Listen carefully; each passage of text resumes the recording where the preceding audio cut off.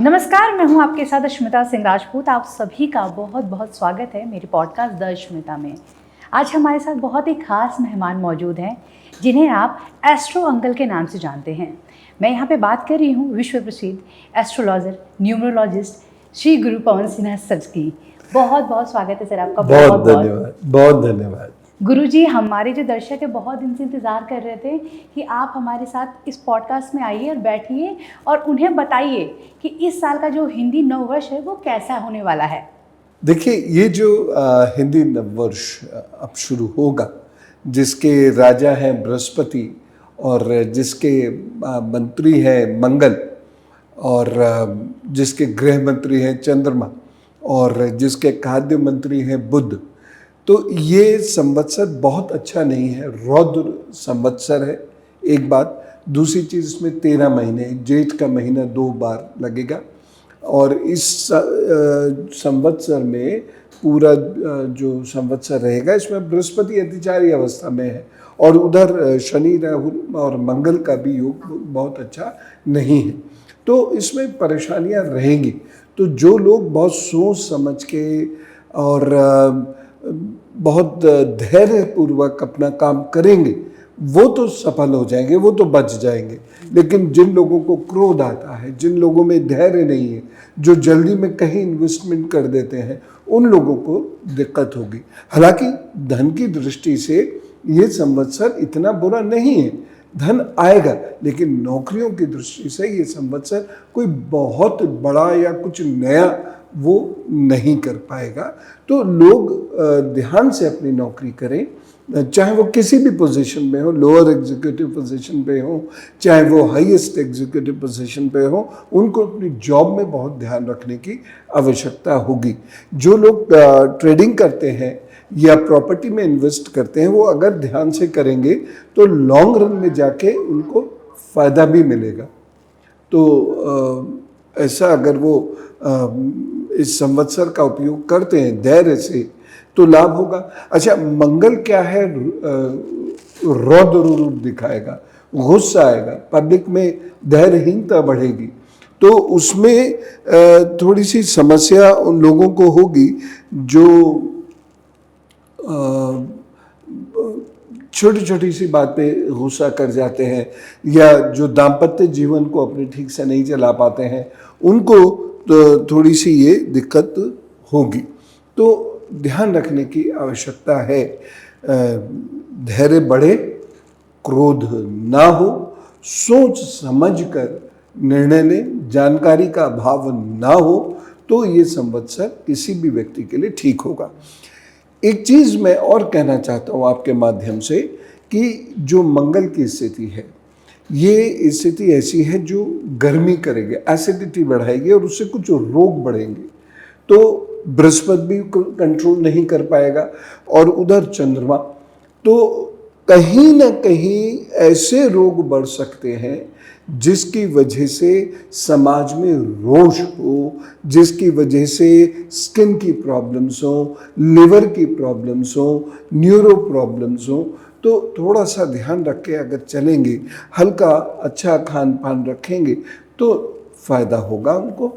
मतलब ऐसा नहीं है कि सबको नुकसान ही होने जा रहा है, लेकिन जब देश काल प्रभावित होता है ना, तब थोड़ी सी दिक्कत आती है। तो 6 ऋतु रहती हैं एक संवत्सर में, तो इन 6 ऋतुओं में वे अपने खान पान को ऋतु अनुसार यदि करेंगे तो निश्चित रूप से लाभ रहेगा, फिर उनका स्वास्थ्य भी ठीक रहेगा। और अगर कहीं कोई प्रॉब्लम उन्हें महसूस होती है तो चिकित्सक सलाह ले लें, उससे चीज़ें और ठीक हो जाएंगी। तो इस प्रकार से ये संवत्सर चलेगा। एक चीज़ मैं और कहना चाहूँगा, गर्मी थोड़ी ज़्यादा रहेगी और दैवीय आपदाएं भी आएंगी समुद्र में भी, खासतौर से ये जो अरब ओशन से लेके केरल तक का इलाका है, तो यहाँ पर कुछ प्रॉब्लम्स आती मुझे दिखाई दे रही हैं। पर्वतों पर प्रॉब्लम्स आती, ग्लेशियर्स पर प्रॉब्लम आती मुझे दिखाई दे रही हैं।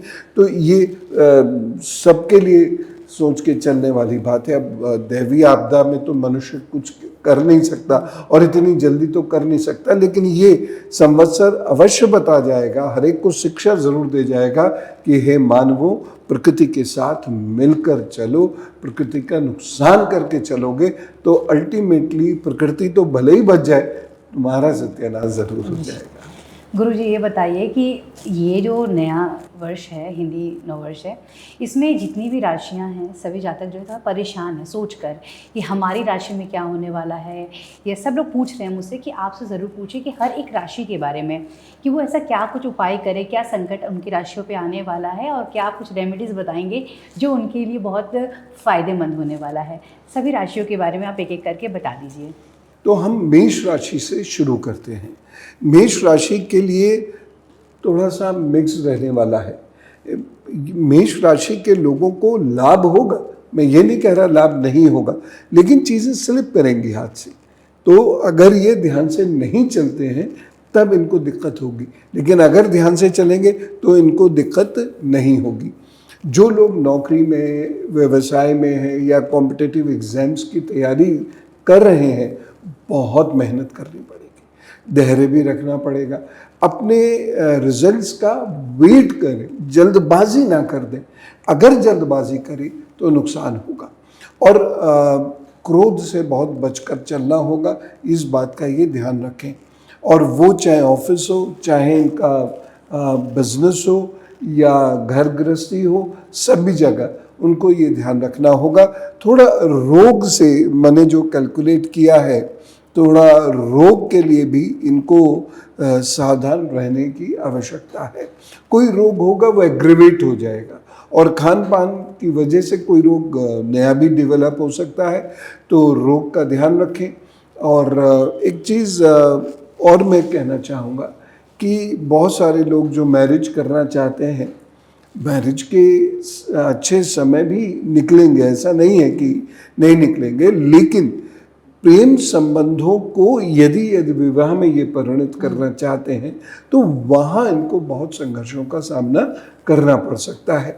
तो धैर्य रख के चलेंगे तो अच्छा रहेगा, नहीं तो वहीं झगड़ा हो जाएगा और वो मैरिज में कन्वर्ट नहीं हो पाएगा। कोई भी इनकी रिलेशनशिप है वो मैच्योर नहीं हो पाएगी।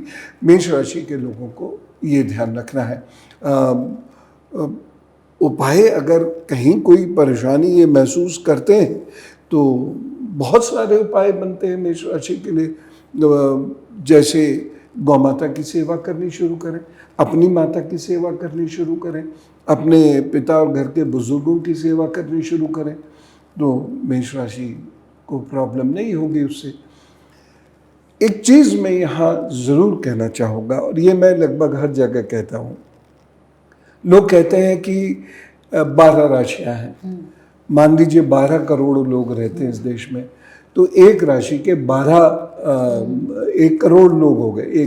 12 करोड़ लोग, 12 राशियाँ, तो एक राशि का 1 करोड़ लोग, तो सब पे सेम असर होगा? नहीं होगा सब पे सेम असर, लेकिन थोड़ा असर होगा। अब उसको 4 कैटेगरीज में बांट देता हूँ मैं, कि कैटेगरी नंबर 1 कि बहुत बुरा, उसके बाद अच्छा, बहुत अच्छा। अब ये कैसे होगा? ये व्यक्ति की पर्सनल हॉरोस्कोप पर डिपेंड करेगा कि बुरा होगा तो कितना, अच्छा होगा तो कितना, लेकिन थोड़ा बहुत असर सब पे पड़ेगा। जैसे ग्रहण होता है, हाँ, सूर्य, चंद्रमा और पृथ्वी का कनेक्शन होता है बस, लेकिन कहीं ना कहीं जिन जिन जगहों पे वो दृश्य होता है वहाँ पर उसका प्रभाव पड़ता है। तो ऐसी बहुत सारी चीज़ें, नक्षत्र का परिवर्तन होगा तो वो पूरी मानव जाति के लिए होगा, तो उसका प्रभाव भी पड़ेगा। तो थोड़ा या कम प्रभाव, थोड़ा या ज़्यादा प्रभाव पड़ता है, तो ध्यान रख के चलें। जो दूसरे हमारी राशि है, मेष के बाद जो राशि है, लगातार आप सारी राशियों के बारे में बता दीजिए। वृषभ राशि की यदि हम बात करें तो ये अच्छा समय है, ये संवत्सर उनके लिए बेहतर है। अब थोड़ी बहुत परेशानी तो रहती है, तो घर गृहस्थी में, बुजुर्गों के साथ, अपनी हेल्थ के साथ थोड़ी बहुत दिक्कतें तो रहेंगी, लेकिन सोच समझ के इन्वेस्ट करेंगे तो पैसा भी आएगा। तो मतलब मैं ये नहीं कहता कि वृषभ राशि के लोगों को बहुत परेशानी होगी और बहुत ख़राब होगा, अच्छे अचीवमेंट्स होते हुए दिखाई दे रहे हैं। तो ये समय उनके लिए अच्छा है। कोई वाहन खरीदने का भी अवसर है, कोई भूमि खरीदने का भी अवसर है, तो कुल मिला के ये समय अच्छा है। बच्चियों की मदद कर दे करें, दूध का दान कर दिया करें, तो उससे भी अच्छा हो जाएगा। 8 वर्ष से छोटी कन्याएं हों तो उसका होगा। असल में हर राशि के लिए या हर व्यक्ति के लिए या हर ग्रह के लिए अनेक अनेक उपाय होते हैं। हमारे शास्त्र बहुत डेवलप्ड हैं, विद्वानों ने इस पर बहुत रिसर्च की है और अलग अलग प्रकार की पुस्तकें हैं, शास्त्र हैं, जिनमें अलग अलग प्रकार के उपाय दिए हुए हैं। तो बहुत सारे उपाय हैं। मैं कहीं किसी को कहता हूँ, जैसे वृषभ राशि के लोग कन्याओं का जब कन्याओं को भोजन दीजिए, किसी को कह देता हूँ कि दुर्गा जी का जप कीजिए। तो अलग अलग तरीकों से वो उपाय बड़ा लाभ देते हैं। तो वृषभ राशि के लिए अच्छा है। मिथुन राशि को थोड़ा संघर्ष ज़्यादा दिखाई दे रहा है, इसलिए मिथुन राशि के लोग थोड़ा केयरफुल होकर चलें। सबसे पहली बात तो क्या है, झगड़े से बचें। वाद विवाद में फंस गए तो नुकसान काफ़ी होगा। बाकी समय ठीक है, ज़्यादा प्रॉब्लम तो नहीं दिखाई दे रही है, लेकिन आय में वृद्धि ऐसे होगी जैसे वो स्पीड ब्रेकर होता है ना, कट कट कट, ऐसे वो कंटिन्यूअल प्रोसेस नहीं होगा, वो रुक रुक के होगी। तो थोड़ा धैर्य रख के चलेंगे तो ज़रूर लाभ होगा। हरी मूंग की दाल गौ माता को खिलाया करें, इससे कल्याण होगा, मैया उन पर कृपा करेंगी। तो विद्यार्थियों के लिए जो कॉम्पिटिटिव एग्ज़ाम्स दे रहे हैं उनके लिए अच्छा समय। तो उनको ये कोशिश करनी है कि इस संवत्सर में यानी अगली मार्च से पहले पहले इतनी मेहनत कर दे कि कहीं ना कहीं उनका अच्छी जगह सिलेक्शन हो जाए। तो समय है अनुकूल, लाभ होगा। शेयर मार्केट में, प्रॉपर्टी मार्केट में काम करने वालों को लाभ होगा अगर वो लॉन्ग रन के हिसाब से चलते हैं तो, और शॉर्ट टर्म के हिसाब से अगर वो चलते हैं तो उतना लाभ नहीं हो पाएगा, नुकसान भी होने की संभावना है। कर्क राशि की यदि हम बात करें, कर्क राशि के लोगों को स्वास्थ्य की दृष्टि से थोड़ा सावधान रहना होगा, लेकिन वैसे ठीक है। पद प्रतिष्ठा ये ठीक मिलेगी। मैरिज की पॉसिबिलिटीज़ भी हैं, प्रेम संबंधों में प्रगाढ़ता आएगी, पार्टनरशिप में प्रगाढ़ता आएगी।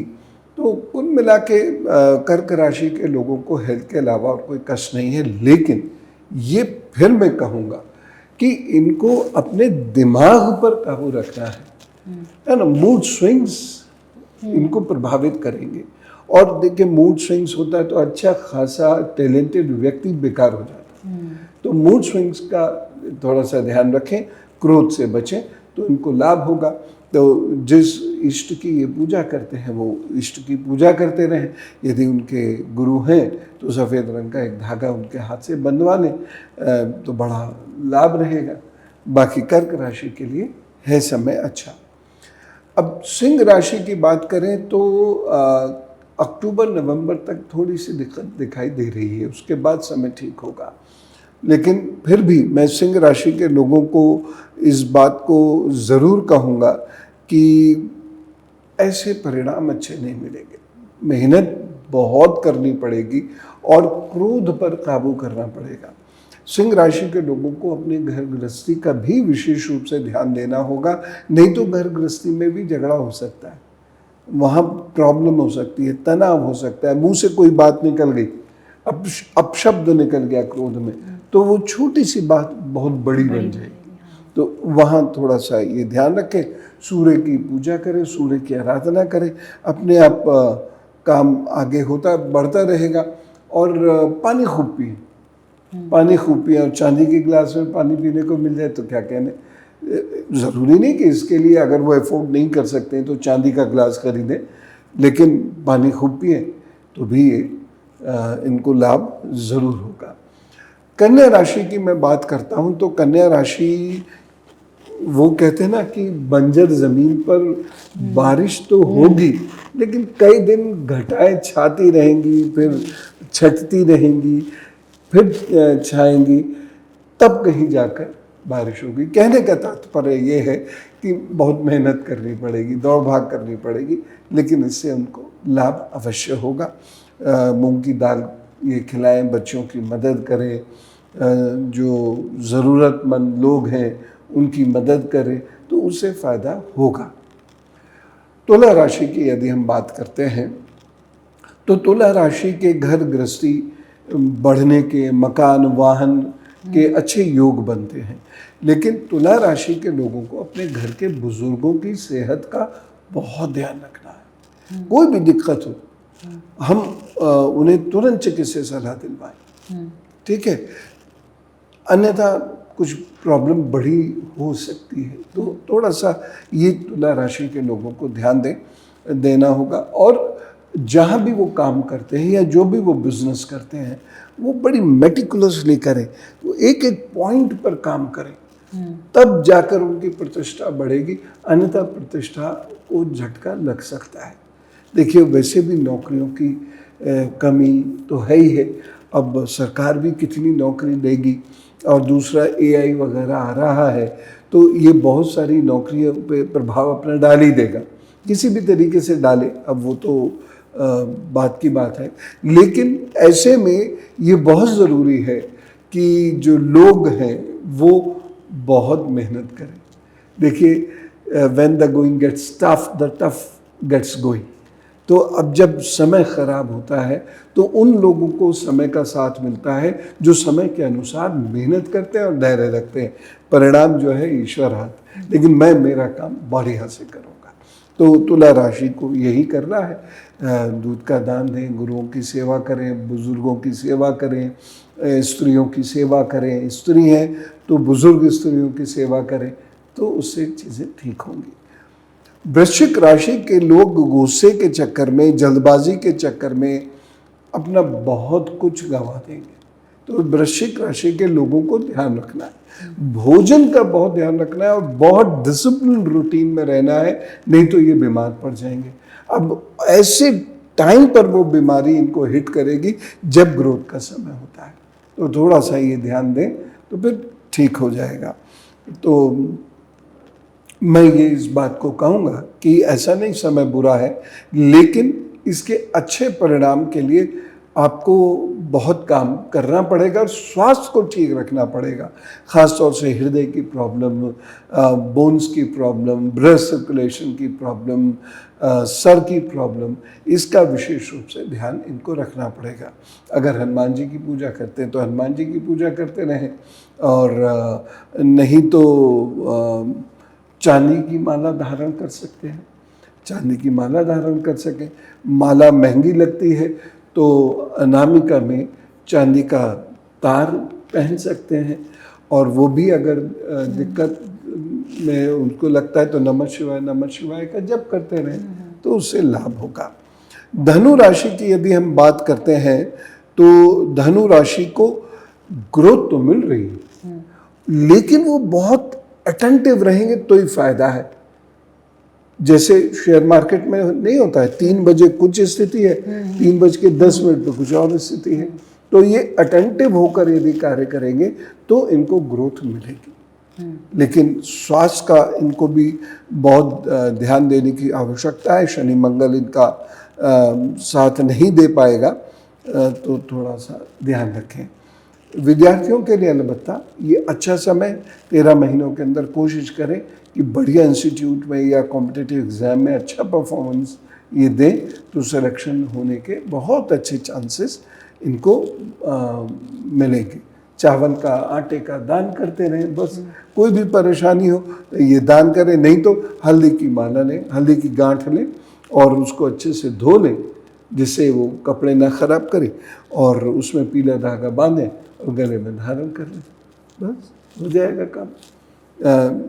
अब वो भी अगर दिक्कत होती है तो जल में 1 चुटकी हल्दी डाल लें, या दूध में 1 कप दूध में 1 चुटकी हल्दी डाल लें, पी लें। ये नियमित रूप से अपना करना शुरू करेंगे तो लाभ उनको ज़रूर होगा। मकर राशि के लिए थोड़ी सी समस्याएं मुझे दिखाई दे रही हैं। तो मकर राशि को आर्थिक नुकसान उठाना पड़ सकता है, इन्वेस्टमेंट में नुकसान उठाना पड़ सकता है, डिसीजंस गलत हो सकते हैं, और जो आपके बॉसेस हैं या जो और ऊपर के लोग हैं उनसे थोड़ा सा बिगड़ सकते हैं संबंध, तो उनको ध्यान रखने की आवश्यकता है। बाकी इतना बुरा तो नहीं है, लेकिन फिर भी थोड़ा ध्यान रखेंगे तो अच्छा रहेगा। उपाय, सबसे बढ़िया उपाय है सूर्योदय से पहले उठ के बैठ जाएं। सबसे बढ़िया उपाय है, सबसे बढ़िया उपाय है सूर्योदय से पहले उठ के बैठ जाएं और थोड़ा अपना एक्सरसाइज वगैरह करें, सूर्य को जल दें, बस उसी से काम हो जाएगा। नीले काले कपड़े, खासतौर से जो बैंगनी रंग का नीला होता है वो, और काले कपड़ों का से परहेज रखें। ठीक है, अब कभी कभी तो चलता है। अब मान लीजिए किसी की यूनिफॉर्म ही ऐसी है, हाँ। फिर क्या करें, फिर तो मजबूरी है। तो सफ़ेद या पीला धागा हाथ में बांध लें, सफ़ेद या पीला रुमाल अपने पास रख लें, तो थोड़ा बहुत बैलेंस हो जाएगा।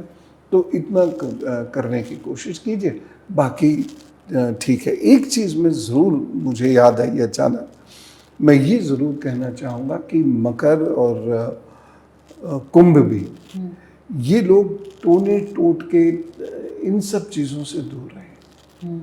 कितना भी डेस्परेशन हो, इनसे दूर रहे, नहीं तो उनको नुकसान ज़्यादा होगा, परेशानियाँ ज़्यादा बढ़ेंगी टोने टोटके की वजह से। कुंभ राशि की यदि हम बात करते हैं तो समय कमज़ोरी कहूँगा मैं। कमजोरी है, बिल्कुल, राहु मदद नहीं करने देगा, भ्रम की स्थिति हो जाएगी। तो हम अजीब व गरीब स्टेट ऑफ माइंड में बातें करेंगे या डिसीजंस लेंगे, घर गृहस्थी में भी उससे हानि होगी, बच्चों की भी समस्या झेलनी पड़ सकती है, पार्टनरशिप में भी प्रॉब्लम हो सकती है, नौकरी में भी प्रॉब्लम हो सकती है। तो उन सब से थोड़ा सा बच के हमें चलना होगा। बैंगनी रंग के कपड़े, काले कपड़े, इनसे तो परहेज़ करना ही है। साथ ही साथ एक काम कर लें कि जैसे अलग अलग उपाय मैं लोगों को बताता हूँ। यहाँ मैं उनसे कहना चाह रहा हूँ कि वह सरसों के तेल का दान कर दें। सरसों के तेल का दान शनिवार को कर दिया करें, जितना वो कर सकते हैं, इससे राहत मिल जाएगा, राहत मिलेगी। और ये भी कर सकते हैं कि रोटी सब्जी बनाई, सब्जी सरसों के तेल में बना ली और उसको किसी ज़रूरतमंद व्यक्ति को खिला दिया, 1 2 3 जितने भी हो सकते हैं, बस उससे फ़ायदा होगा।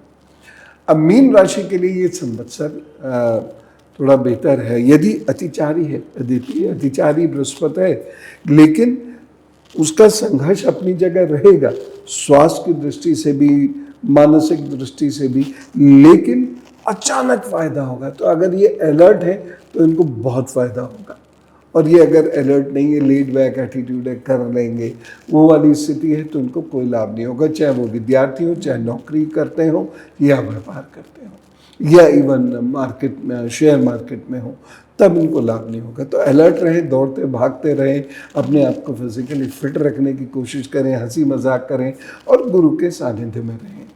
क्योंकि धनु और मीन राशि के लोगों को और कर्क के लोगों को भी गुरु का सानिध्य विशेष रूप से फलदायी होता है।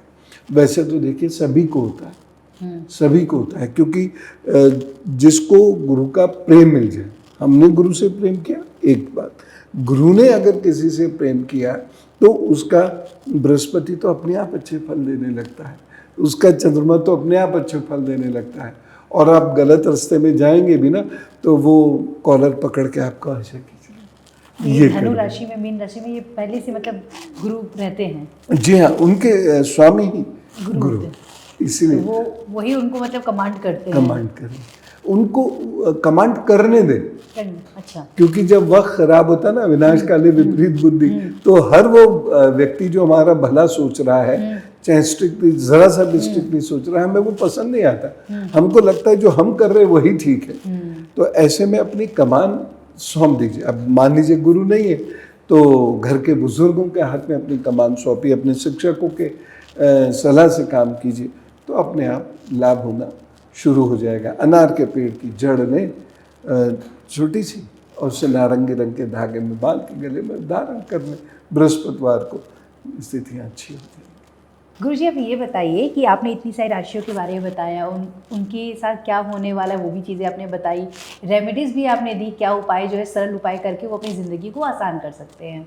अब इसके साथ गुरुजी ये बताइए कि ये जो हिंदू नववर्ष है, क्या भारत की किस्मत को बदल सकता है? बिल्कुल। अब भारत की किस्मत पर देखिए प्रभाव तो हो गई, संवत्सर का प्रभाव होता है। अब जैसे ये रौद्र संवत्सर है तो भारत को भी कुछ ऐसी अनजान परिस्थितियों का सामना तो करना पड़ेगा। रौद्र संवत्सर है ना, तो करना पड़ेगा। प्रजा में भी कहीं कहीं रोष होगा, जिससे राजनीतिज्ञ हैं, ब्यूरोक्रेसी है या जुडिशरी है या जर्नलिस्ट हैं, वो कहीं ना कहीं परेशान, यानी हर वो व्यक्ति जो पब्लिक में काम करता है उसको पब्लिक से जो गुस्सा है, पब्लिक का जो गुस्सा है उसका सामना करना पड़ेगा। लेकिन एक मेजर परिवर्तन होगा, जैसे बिहार में आप देख रहे हैं, तो इस तरीके से एक मेजर परिवर्तन होता हुआ दिख रहा है। मुझे कोलकाता, बंगाल, वेस्ट बंगाल में भी दिख रहा है, तो और भी जगहों पर दिख रहा है। तो ये मेजर परिवर्तन होता हुआ दिखाई दे रहा है और लगभग 19 से पहले आपको इसके बारे में पता भी लगना शुरू हो जाएगा।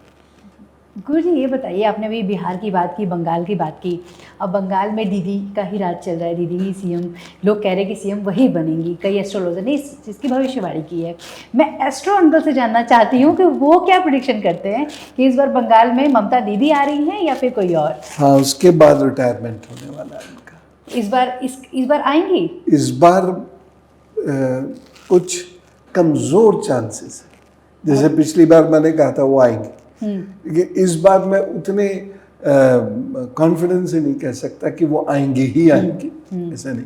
बहुत कमज़ोर समय अब उनका शुरू हो चुका है। अतिचारी बृहस्पति और ये जो शनि राहु है, ये उनको खासा परेशान करेंगे। उनकी पार्टी के कई लोग टूट के बीजेपी में भी जा सकते हैं। तो यहाँ पर उनके सामने बड़ा धर्म संकट आता हुआ दिखाई दे रहा है, जो उनके फिर से एक पावरफुल चीफ मिनिस्टर बनने के चांसेस को बहुत हद तक ख़त्म कर देगा। तो वो एक तो नहीं आएंगी, और अगर आती भी हैं तो वो बहुत मिनिमम मार्जिन से जीत कर आएंगे। मतलब जाते जाते बस वो वाली बात होगी। इन्फ्लुएंस अब उनका अफसान की ओर है। मतलब ये एक तरीके से आपकी प्रेडिक्शन हमारे दर्शक सुन भी लेंगे। और ये बताइए आप कि जैसे कि इस साल प्राकृतिक आपदाएं ज़्यादा होंगी या आर्थिक संकट बहुत ज़्यादा होने वाला है हमारे देश में, क्या कुछ होने वाला है? देखिए, भारत में प्रॉब्लम नहीं है, लेकिन जो अंतर्राष्ट्रीय स्थितियां बनती हैं, आजकल एक इंटरडिपेंडेंट वर्ल्ड है, तो सब पर निर्भर करते हैं, तो उन परिस्थितियों की वजह से दिक्कत हो सकती है।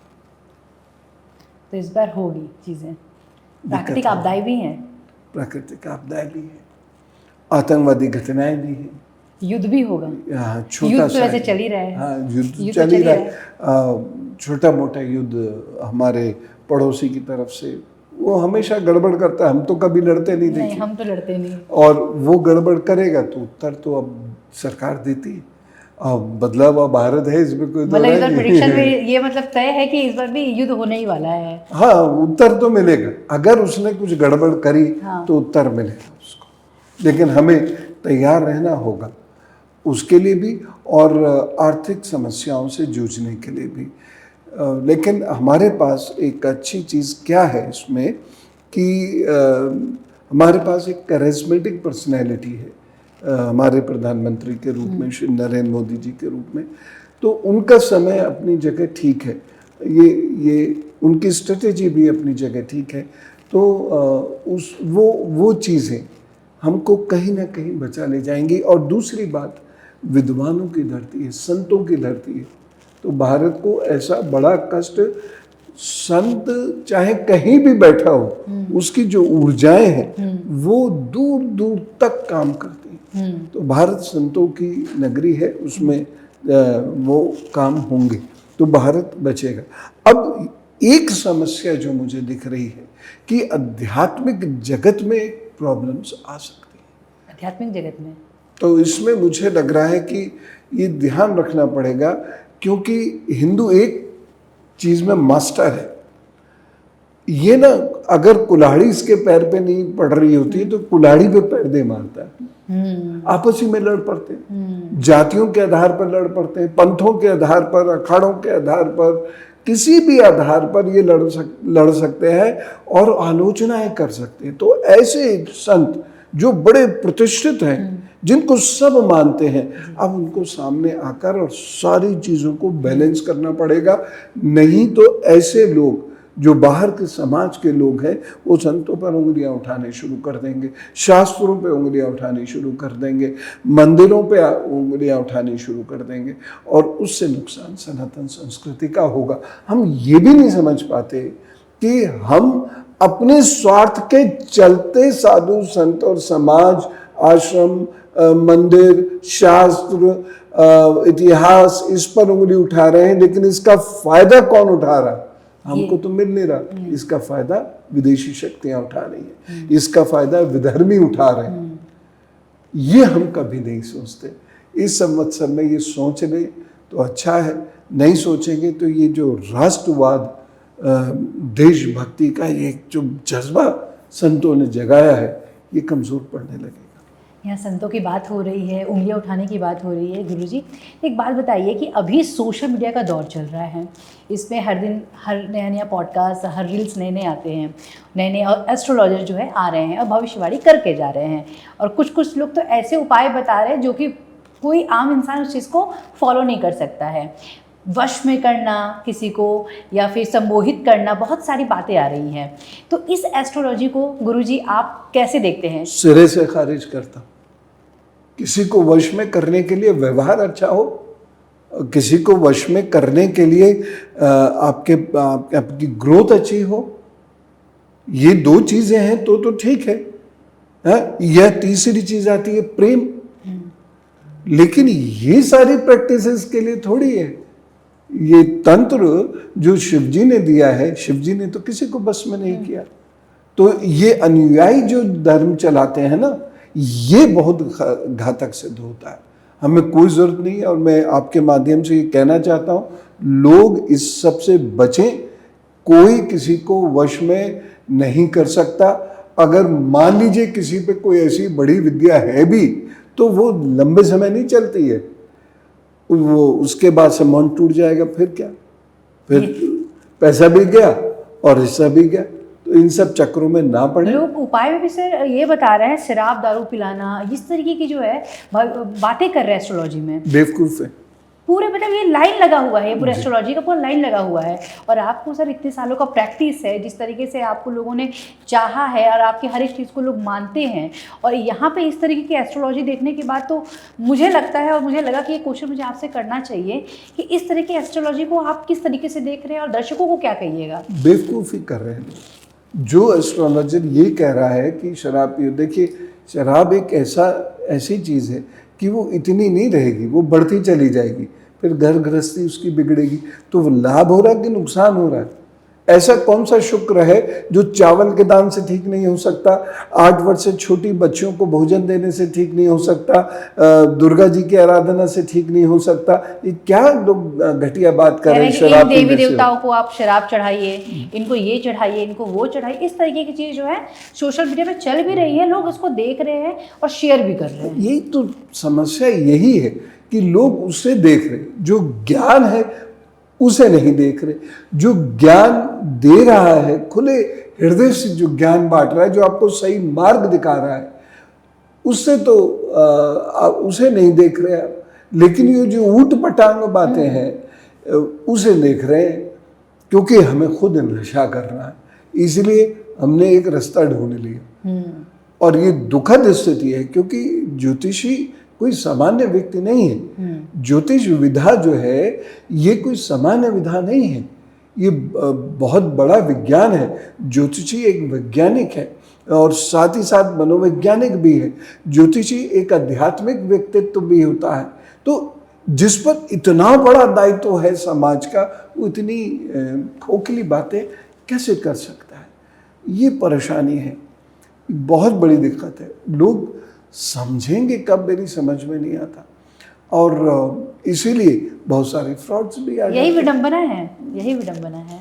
एक लोग पैरासाइट्स भी हो जाते हैं। कुछ एक ऐसे एस्ट्रोलॉजर्स हैं जो पैरासाइट, उनका काम सिर्फ दूसरे में कमी निकालना है, और वो दूसरे में कमी निकाल कर अपने आप को बड़ा कर लेंगे।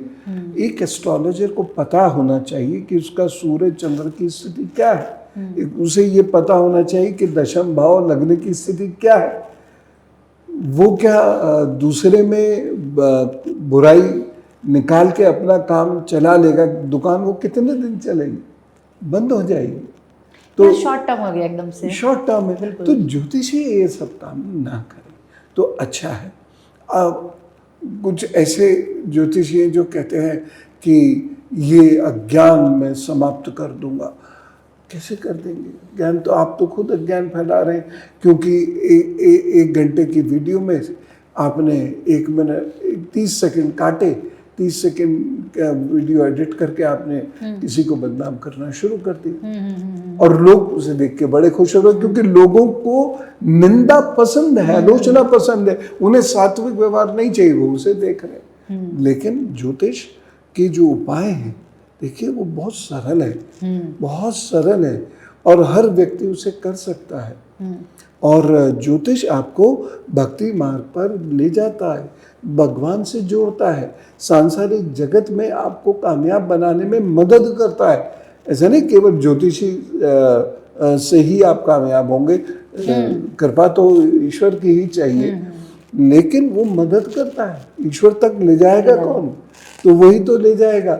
अगर वो ओम ओम जूम सह वो पूरा आपको महामृत्युंजय जप सिखाएगा, तभी तो आप सही मायने में महामृत्युंजय करेंगे। नहीं तो केवल श्लोक बोल देंगे, ओम त्र्यंबकम यजामहे, तो इस श्लोक से तो ये तो महामृत्युंजय मंत्र नहीं है, ये तो श्लोक है। तो सुगंधिम पुष्टिम वर्धनम इसमें आ रहा है कि जो पुष्ट कर रहा है, जो सुगंधित है, ये तो शिव जी की वंदना है। लेकिन इसमें संभोग लगा के तभी तो ये बनेगा। तो ये कौन बता रहा है? वो ज्योतिषी बता रहा है, वो पुरोहित जी बता रहे हैं। तो ये चीज़ें सीखिए। लेकिन लोगों को क्या लगता है कि अरे इसमें मज़ा है, और इजी जितना मिल जाए, जितना इजीली हम कर ले वही सबसे बढ़िया है। जी।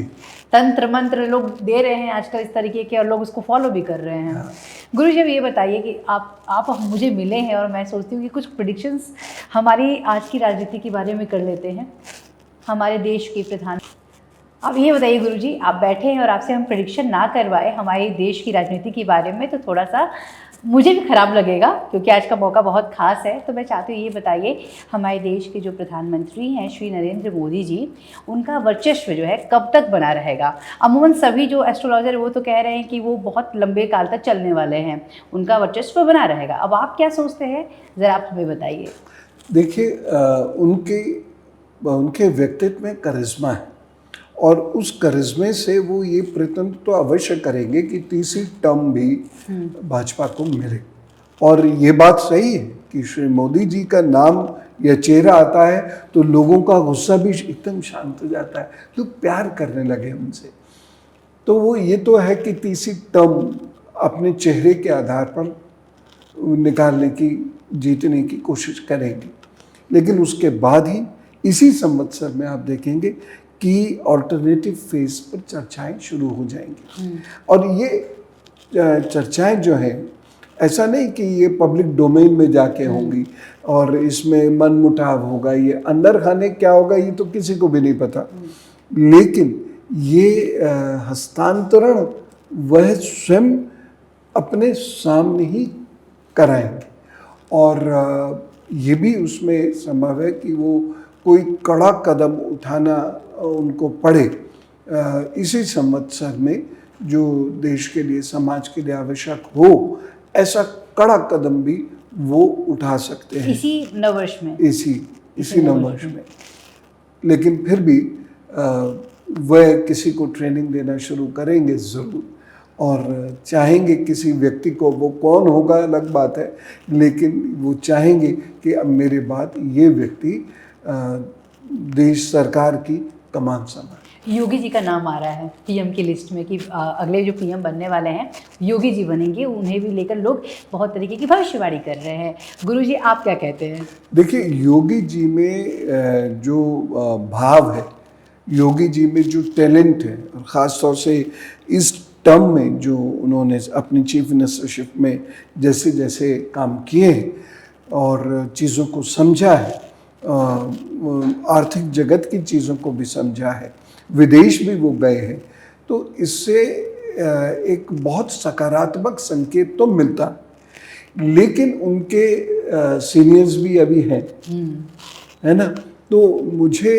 अभी वो प्राइम मिनिस्टर बनेंगे ऐसा नहीं लगता, लेकिन कतार में वो हैं, और ये भी निश्चित है कि लोग उन्हें बहुत पसंद भी करते हैं, और उनका मंगल, उनका जो सूर्य है वह ठीक भी है, लेकिन अभी मंगल बहुत प्रभावी नहीं हो पा रहा, इसलिए वो सीधे किसी को रिप्लेस करके प्रधानमंत्री बने, ऐसा होता हुआ तो ऐसे चांसेस आ रहे हैं? नहीं, अभी नहीं है, अभी नहीं है, अभी नहीं है, हो सकता है 5 साल बाद हो।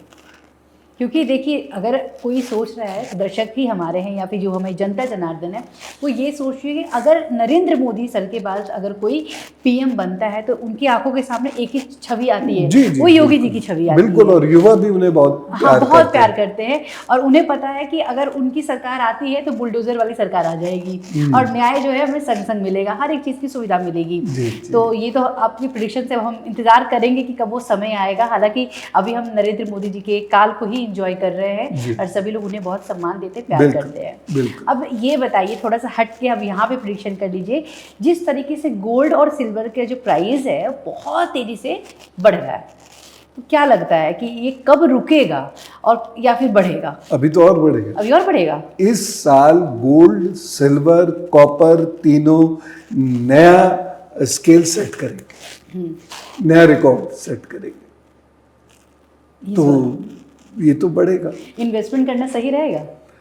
हाँ, इस नववर्ष पे, हिंदी नववर्ष पे। हाँ, बिल्कुल बिल्कुल ठीक रहेगा, इन्वेस्टमेंट करना एकदम ठीक रहेगा, क्योंकि भारत के पास एक पैसा कमाने का ये बड़ा आसान रास्ता भी है, और उधर देखे रहे डॉलर और रुपीस का जो कंपैरिजन है वो बड़ा डिस्टर्ब चल रहा है, तो ऐसे में बुलियंस को खरीद के जो लोग रखेंगे या इसकी ट्रेडिंग करेंगे, उन लोगों के लिए ये अच्छा समय है। गुरुजी एक प्रश्न करूंगी मैं, देखिए होता ये है कि यूपी, बिहार या बहुत से मतलब राज्यों की बात कर लेती हूँ यहाँ पे, बेटियों को जो है, बेटियों को गहने दिए जाते हैं, ठीक है, लेकिन इतना महंगा अगर गहना हो जाए तो फिर कैसे देंगे?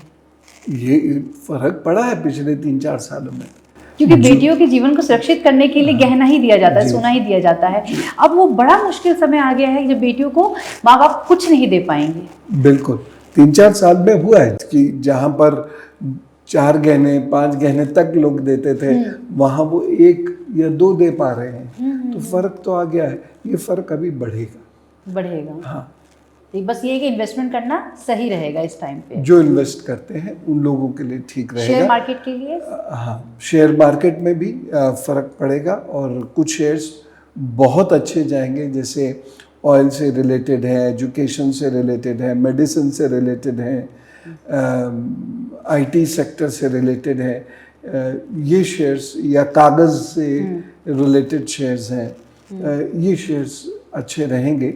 बाकी तो देखिए, शेयर मार्केट की जो स्टडी करता है और वो फिर इन्वेस्ट करता है, उसी को लाभ हो सकता है, क्योंकि जैसे ऑयल से ले लीजिए तो बहुत सारी चीज़ों, बहुत सारे कंपनीज इसमें कवर हो जाती हैं, इसमें पेट्रो प्रोडक्ट्स वाली भी कंपनी कवर होती हैं, तो इसमें सरसों के तेल वाली भी कंपनीज कवर होती हैं, तो इसमें आपके ये जो वनस्पति तेल वगैरह की ये भी होती है। तो ये तो लोगों को खुद स्टडी करना होगा, इसके बारे में तो मैं नहीं कह सकता कुछ, लेकिन जो लोग स्टडी करके और धैर्य के साथ इन्वेस्ट करते हैं तो उनको लाभ अवश्य होगा। थोड़े से जो उपाय मैंने बताए हैं वो उपाय ज़रूर कर दें लोग।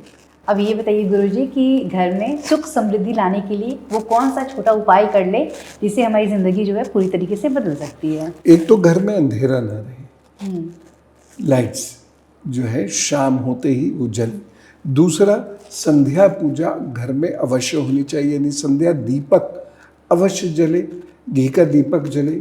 और एक अग्यारी हो जिसमें गाय के गोबर से बने हुए कंडे, उस पर गोधरत थोड़ा सा डाल के उसको प्रज्वलित करके फिर उसमें कपूर, गूगल ये इसका धुआं दे के और वह पूरे घर में घुमाएं। अगर संभव हो सके तो जूते चप्पल घर के बाहर रखें, ये बहुत ज़रूरी है इस बार। और घर में विद्वानों को बुलाते रहें, जैसे पुरोहित हो गए, गुरुजी हो गए, बुजुर्ग लोग हो गए, जो सत्संग करें, केवल राजनीतिक चर्चाएं ना करें, सत्संग करें, विष्णु जी के बारे में सत्संग करें, शिव जी के बारे में सत्संग करें, मैया के बारे में सत्संग करें, तो या वेद पर सत्संग करें, वेदांत पर सत्संग करें। तो इस प्रकार का सत्संग घर में होता रहे। कभी भागवत का पाठ हुआ, कभी भागवत के बारे में थोड़ी चर्चा हुई, कभी रामचरितमानस के किसी कांड का पाठ हो गया, कुछ ना कुछ ऐसी एक्टिविटीज। या फिर जैसे वो लोग जुड़े हुए हैं किसी मंदिर से, किसी आश्रम से, तो वहाँ नियमित जाएं, या किसी तीर्थ से जुड़े हुए तो वहाँ नियमित जाते रहें और वहाँ की मिट्टी से, वहाँ की बबूत से या जल से वह अपने घर में ला के रखें और उसका थोड़ा थोड़ा प्रयोग कर दिया करें, तो उससे बहुत लाभ होगा। गुरुजी, चैत्र नवरात्र आने ही वाला है, हम माता रानी को कैसे खुश करें? सबसे पहली चीज़ है साधना करें। ये चैत्र नवरात्र, और इस बार मेरी भी प्लानिंग है कि मैं चैत्र नवरात्र जब शुरू होंगे तो मैं इसमें कुछ विशेष साधनाएं लोगों से कराऊंगा। स्वास्थ्य और संपन्नता, अध्यात्म, इसमें उन्नति उनकी हो, तो उस बाबत में उनसे कुछ विशेष साधनाएं कराऊंगा। उसके अलावा दूसरी चीज़ है दान। 8 वर्ष से छोटी कन्या को दान, केवल अंतिम दान नहीं, बीच बीच में भी देते रहे और उपवास रखें तो बहुत अच्छा रहेगा। ठीक, उसके साथ साथ एक काम उनको ये अवश्य करना चाहिए कि एक यंत्र ले लें। जिन मैया के जिन भी रूप की पूजा करते हैं, माँ काली की, माँ बगलामुखी की, माँ लक्ष्मी की, माँ सरस्वती की, माँ दुर्गा की, वो यंत्र लें और उस यंत्र को गुरु मंत्र यदि है तो गुरु मंत्र से, नहीं तो उस मैया के नाम से उस यंत्र को सिद्ध करें, स्वयं सिद्ध करें और उनको अपने घर में रखें। तो इस प्रकार से साधना करने से मैया प्रसन्न होगी। और एक चीज़ और है, व्यवहार बहुत अच्छा करें। लेकिन अब मैं कितने ऐसे भक्तों को जानता हूँ, मैं लगातार इन्हें टोकता हूँ, निंदा करेंगे, आलोचना करेंगे, अपने कर्म अच्छे से नहीं करेंगे, ऑफिस की या बिजनेस की ड्यूटीज़ हैं या घर गृहस्थी की ड्यूटीज़ हैं उन्हें अच्छे से नहीं करेंगे, और मैया से कहेंगे सब दे दो, हम तो भक्त हो गए हैं, हमारा फला चक्र खुल गया है, हमारा ढिमका चक्र खुल गया है। ये सब संभव नहीं है, संभव नहीं है। तो अपना व्यवहार अच्छा करें और जैसे मानव का व्यवहार होना चाहिए, जैसे मैया के बच्चों का व्यवहार होना चाहिए, है ना, वैसा व्यवहार करें। उसमें करुणा हो, प्यार हो और मैया में मस्त हो और दिन रात जप करें, मैया की कृपा मिलेगी। ये बताइए गुरुजी कि कुंडली देखकर, बच्चों की कुंडली देखकर क्या उनकी जो किस्मत की जो दिशा है उसको हम बदल सकते हैं? पूरी तरह तो नहीं, लेकिन काफ़ी कुछ। देखिए 5 वर्ष तक ब्रेन का डेवलपमेंट हो रहा है। ब्रेन सीधे कहीं ना कहीं ब्रह्मांड से जुड़ा हुआ है। चक्र सिद्धांत भी इस बात को कहता है, और रिसेंट जो रिसर्चेस हैं वह भी इस बात को कह रहे हैं कि जो इंडिविजुअल है वो सीधे कहीं ना कहीं कॉस्मोस है उससे जुड़ा हुआ रहता है। तो हम उसे ईश्वर कह रहे हैं कि ईश्वर से जुड़ा रहता है। फिर धीरे धीरे कम होता है, लेकिन 12 साल तक उसके ब्रेन का ज़बरदस्त डेवलपमेंट होता है। तो अगर 12 वर्ष तक उसके ब्रेन पर कार्य किया जाए, जैसे उसको खिलाना है, दौड़ाना है, खिलाने से मतलब ये नहीं सारा दिन खिलाते रहे, लिमिटेड डाइट, लेकिन उसका खान पान बहुत डिसिप्लिन रखा हमने, उसको दौड़ाया भगाया बहुत अच्छे से ये सब किया, और उसको जो है बहुत ज़्यादा स्क्रीन से या जो मैग्नेटिक रेज रहती हैं इनसे अगर हम बचा करके, जैसे मोबाइल हो गया, लैपटॉप हो गया, ये बच्चों की चीज़ें नहीं हैं। और स्मार्ट स्कूल के नाम पर हमारे जो बुद्धिहीन लोग हैं वो कुछ भी बेचते हैं। नहीं करना है, बच्चे का दिमाग ग्रो करने दीजिए। हमारी नेशनल एजुकेशन पॉलिसी 2020 कह रही है कि बच्चे को ग्रो करने दो और बच्चे को उड़ने दो। अगर बच्चा अपनी उड़ान नहीं भरेगा तो उसके डैने पंख नहीं बन पाएंगे, वो सिमट के रह जाएगा। तो अगर इस प्रकार से अगर हम करते हैं तो बच्चे बहुत अच्छा परफॉर्मेंस देने लगते हैं जीवन में।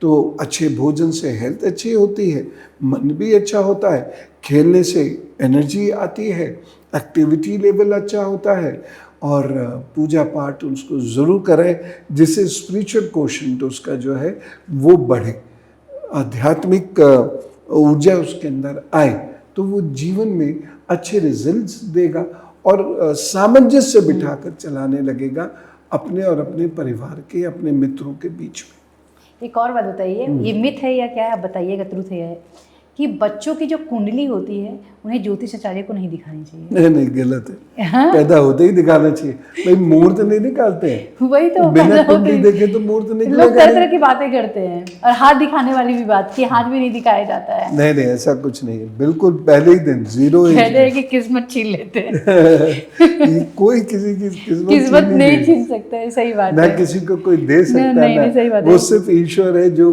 किसी को दे सकता है या ले सकता है। हाँ। कोई ज्योतिषाचार्य नहीं कर सकता। ये बताइए, किसी के भाग्य को बढ़ाने में रत्नों, पौधों की जड़ों और मंत्रों के जाप में से आप किसे बेहतर मानते हैं? मैं तो देखिए वनस्पति सबसे पहले मैं व्यवहार लेता हूँ, उसके बाद वनस्पति, उसके बाद मेटल और भक्ति। ठीक, रत्न तो मैंने रेयर केस में कभी सजेस्ट किए होंगे।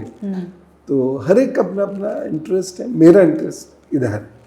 तो मैं ये चाहता हूँ कि व्यवहार बदले, भक्ति करे व्यक्ति, जप आदि करे, और साथ ही साथ अपने कुछ ज़रूरत है तो मेटल पहने या जड़ पहने। ये बताइए कि शनि का नाम लेते ही या 7:30 सुनते, ढैया सुनते ही लोग डर से जाते हैं, इसे आप किस नज़र से देखते हैं?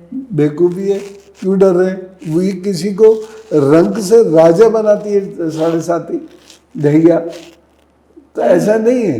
लोग डर जाते हैं, अरे नहीं इनकी तो ढैया चढ़ रही है, अरे नहीं इनकी तो 7:30 लग गई है। इसमें देखिए गलती हम जैसे लोगों की ही है, हमने डराना सिखा दिया, है ना?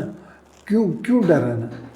अगर देखिए ये कोई कहता है कि धुआं सूंघने से या धुआं पीने से आपको कैंसर हो सकता है, ये डराना नहीं है, ये समझाना है। तो अगर ज्योतिषाचार्य ये कहते हैं कि ऐसा करने से ये नुकसान हो सकता है, तो ये डराना नहीं है, ये समझाना है। ठीक है ना?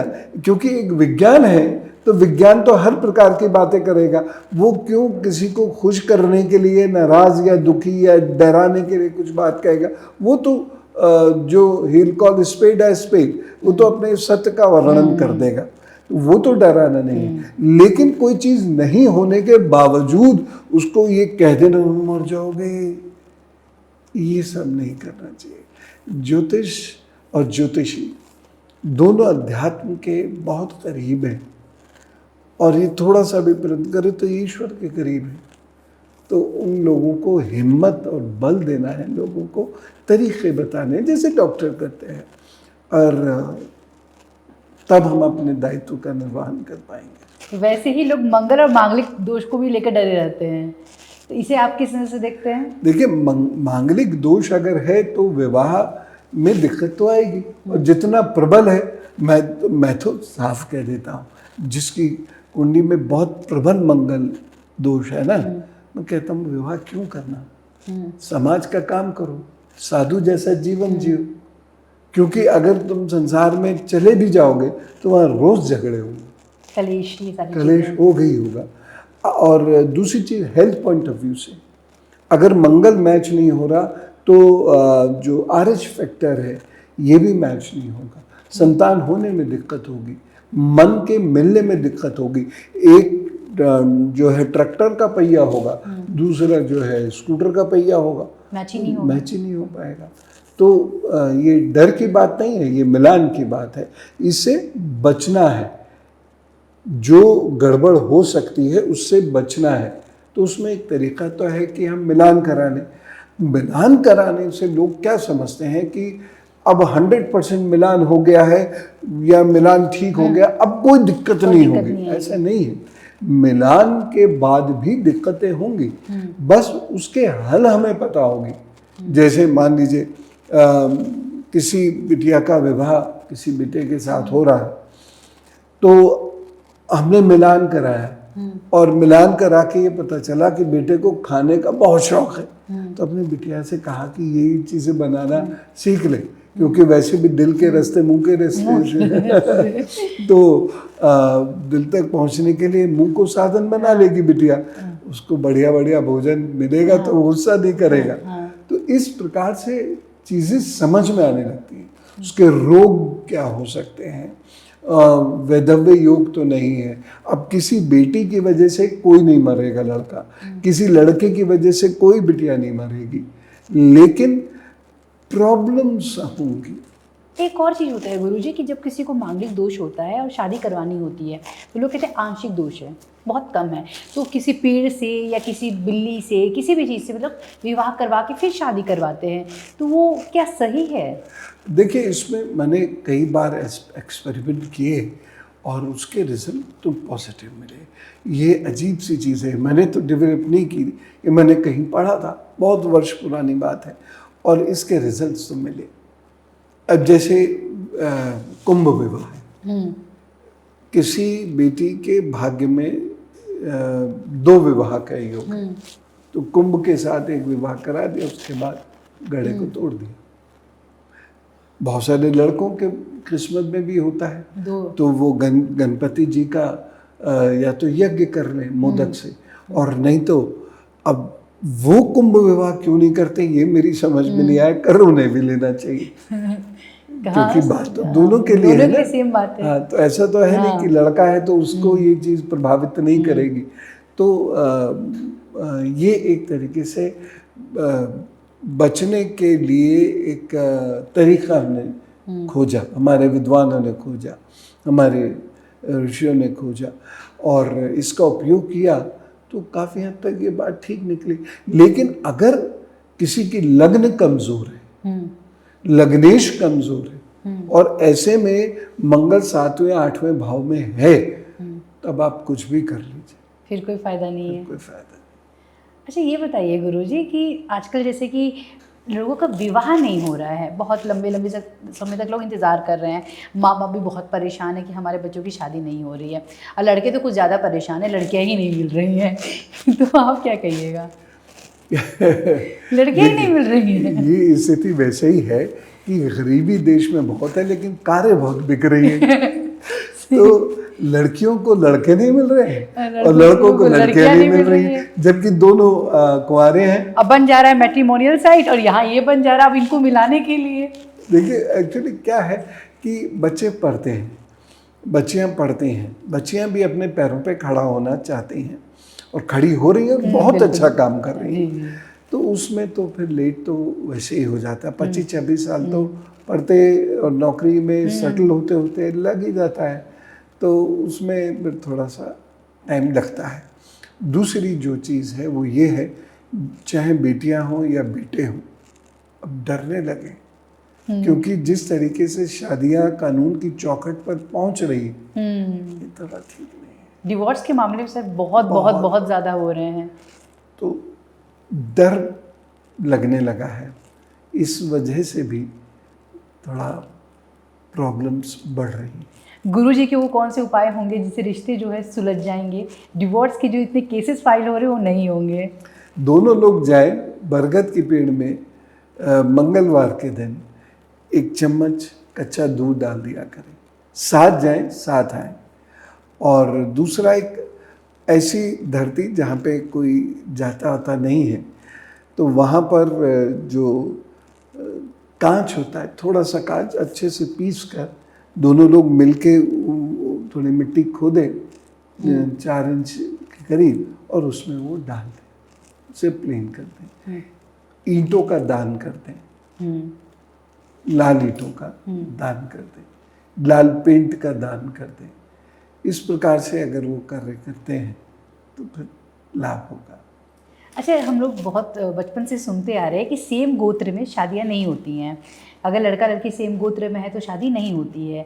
अगर हो जाती है तो क्या उसका इम्पैक्ट होता है, अगर या फिर होना भी सही है? आप क्या मानते हैं इसे? देखिए, जेनेटिक प्रॉब्लम्स हो जाती हैं उसमें। हालांकि अब एग्जैक्टली एक गोत्र, पहले तो गांव में रह रहे हैं सब लोग, तब ये चीज़ें चलती थी, या थोड़ा सा नगर हो गया तो भी ये चीज़ें चलती थी। लेकिन अब बहुत ब्रॉड हो गया है ये सब कुछ, इतना बड़ा देश है, कौन कहाँ जाके बस गया, कौन कितनी पीढ़ियों से क्या स्थिति में है, कहाँ उसका विवाह हुआ है, कहाँ उसका गोत्र, इस प्रकार से। तो अब वो उतना असर तो नहीं डालता, लेकिन कहीं ना कहीं जेनेटिक प्रॉब्लम होने का डर रहता है। इसीलिए मतलब सेम गोत्र में शादी नहीं करनी चाहिए। ये कोई और प्रॉब्लम नहीं है, ये बहुत वैज्ञानिक दृष्टि से इसे खोजा गया, समझा गया, और इसीलिए इस प्रकार के विवाहों को निषेध किया गया।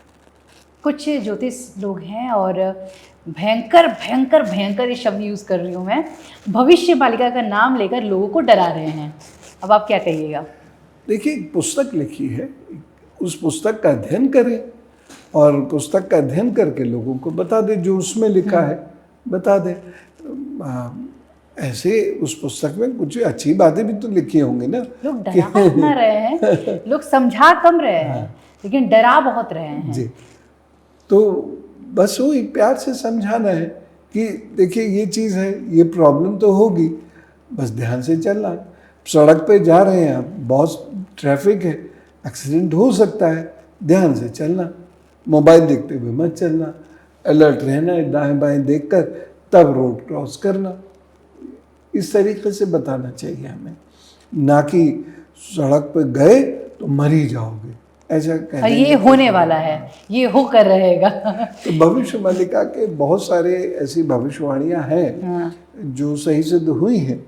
तो अच्छा तो यही है कि उसको लोगों को बता दें, और उसमें ये भी देखें कि अच्छी चीज़ भी तो कोई होगी, वो अच्छी चीज़ें भी लोगों तक पहुंचाई जाए। कल की अवतार होने वाला है, अभी बहुत टाइम होगा ऐसा लिखा है भविष्य पुराण में, लेकिन अभी समय बहुत है। उसके बारे में कुछ बताइए, क्योंकि बहुत इंटरेस्टिंग टॉपिक है और मुझे पूरा विश्वास है कि हमारे जो दर्शक हैं वो जानना चाहते हैं। क्योंकि मैं जहाँ तक लोगों को देख पा रही हूँ, ये समझ पा रही हूँ, लोगों के जो सर्च में कल की अवतार, सनातन धर्म से जुड़ा हुआ चीज़ें हैं, सारे लोग जो आज के डेट में सब धर्म की तरफ बढ़ते जा रहे हैं, ये एक अच्छी चीज़ है। लेकिन लोग जो कल के अवतार को लेकर इतने एक्साइटेड है, हर जगह लोग सर्च कर रहे हैं कि कोई तो कुछ बता दे इनके बारे में। आप क्या बताते हैं? नहीं, कल की अवतार होगा, संबलपुर में कल की अवतार होगा ऐसा लिखा हुआ भी है। जब अवतार होना होता है उस वक्त अधर्म अपने चरम पर होता है, और अवतार जन्म लेते हैं, और जो असुर है या असुर प्रवृत्तियां हैं उनका नाश करते हैं, उसके बाद युग बदलता है, फिर कलयुग भी बदल जाएगा। कलयुग भी बदल जाएगा। जी हाँ। तो कल की अवतार जो है अंतिम अवतार माना जाता है इस परंपरा का, ये जो चतुर्युगी व्यवस्था है इसका। लेकिन अभी बहुत समय है, अभी तो पता नहीं क्या क्या मनुष्य को देखना है। अभी तो साधु संत आएंगे, अभी साधु संत आएंगे, अच्छे पॉलिटिशियंस आएंगे जो चीज़ों को ठीक करने की कोशिश करेंगे। जब इनके हाथ से सब कुछ निकल जाएगा और धर्म पर जब खतरा आ जाएगा तब कल के अवतार होगा। फिलहाल तो राम जी हैं, कृष्ण जी हैं, जिनकी पूजा हम ट्रेडिशनली करते चले आ रहे थे, उन्हें छोड़ना ठीक नहीं है ना। तो हम चाहे शैव हों, वैष्णव हों, शाक्त हों, तो वो उन्हीं परंपराओं को हम पूछते रहें। भगवान जी को चेंज करना ठीक बात नहीं है। तो हमारी आगे की पुश्तें हैं, वो उनकी पूजा करेंगी, करनी पड़ेगी। तो कल की अवतार होगा और कल की अवतार हमें अधर्म से मुक्ति देगा। ये बताइए, राहुल गांधी जी के बारे में थोड़ी बात कर ली जाए, क्योंकि जो कई दर्शक हैं उन्होंने मुझसे पूछा कि ये बताओ कि राहुल गांधी जो है कब पीएम बनने वाले हैं क्या उनके जो सितारे टमटमाएंगे इस बार? देखिए, निकट भविष्य में तो ऐसा कुछ भी होता हुआ दिखाई नहीं दे रहा। हाँ, एक चीज़ तो आपको माननी पड़ेगी कि इतना तो उनका प्रभाव है कि कांग्रेस छोटी सी पार्टी है इस वक्त, बहुत छोटी सी पार्टी। हाँ। लेकिन हर चीज सत्ताधारी पार्टी जो कि बहुत बड़ी भी और बहुत शक्तिशाली भी है, लेकिन उसकी हर चीज टारगेट राहुल गांधी, टारगेट कांग्रेस, तो खत्म ही से हो गए। बिहार में तो सिमट ही गए। अगर मानिए कि राहुल गांधी को, मतलब राहुल गांधी जी को जगह ना देकर प्रियंका गांधी जी को खड़ा किया जाए तो वो लाभकारी होगा? हाँ, प्रियंका गांधी जी के गृह काफी बेहतर है, लेकिन इतना बड़ा लाभ नहीं होगा कि वो बीजेपी, मतलब बीजेपी वो सब नहीं कर सकती, इतनी पावर नहीं है। अब एक क्वेश्चन और पूछूंगी मैं आपसे। जब मैं आश्रम की तरफ एंटर कर रही थी, मैं आपके आश्रम ही आई हुई हूँ, और आते ही मैंने देखा कि आपने स्वामी परमहंस जी का, रामकृष्ण परमहंस जी का फ़ोटो मैंने देखा, काली माँ का फ़ोटो देखा।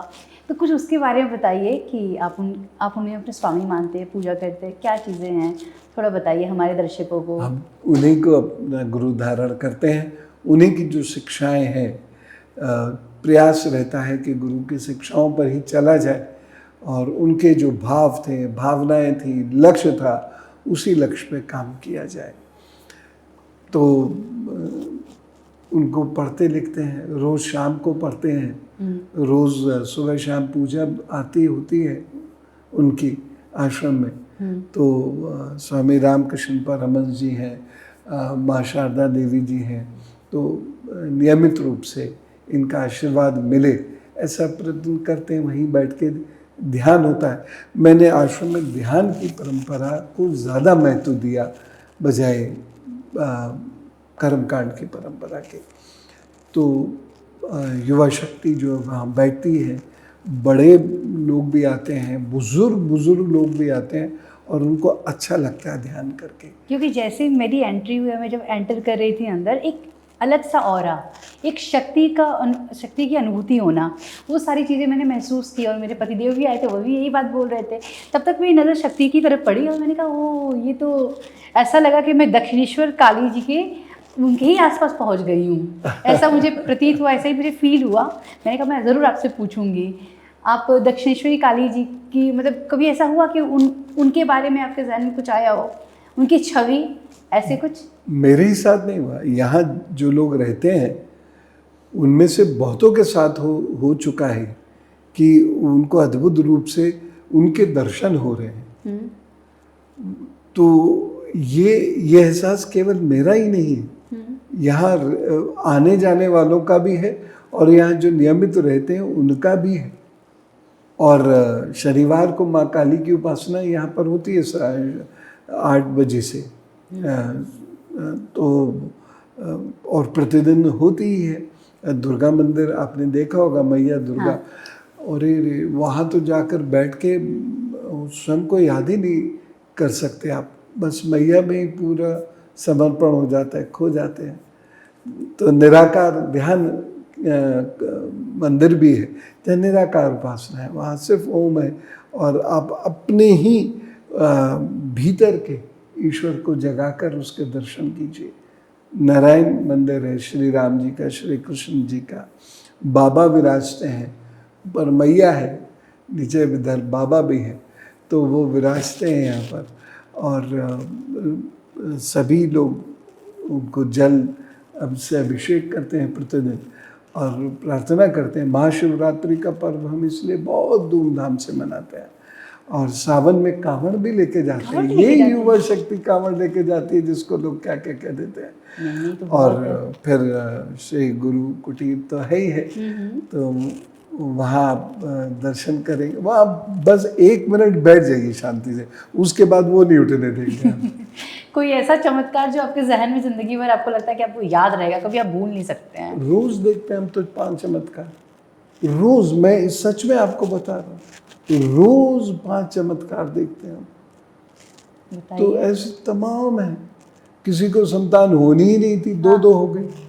कुछ उपाय बताइए ना गुरुजी, क्योंकि मेरे कई मित्र हैं जो परेशान हैं बच्चों को लेकर। आके बैठ जाए मैया के पास, जप करें मैया के पास, हाँ, नारियल भेंट करें।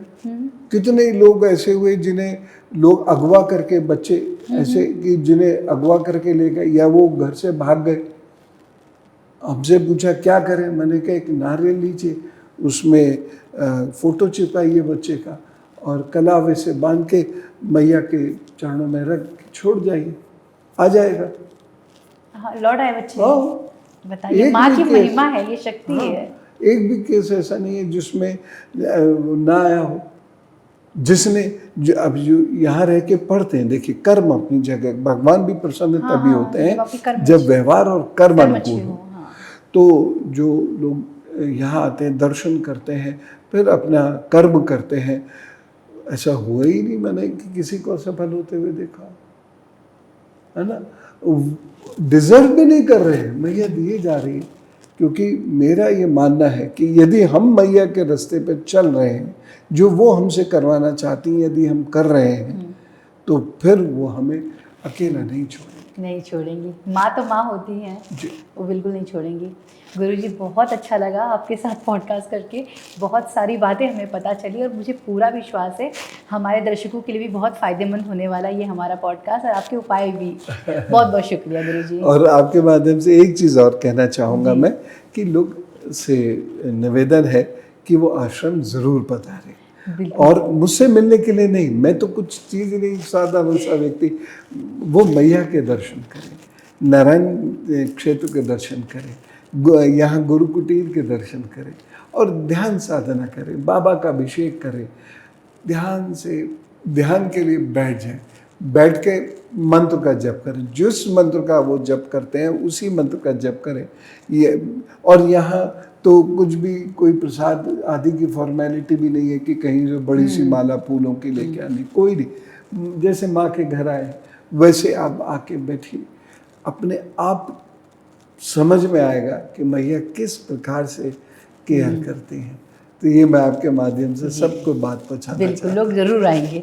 बहुत बहुत शुक्रिया।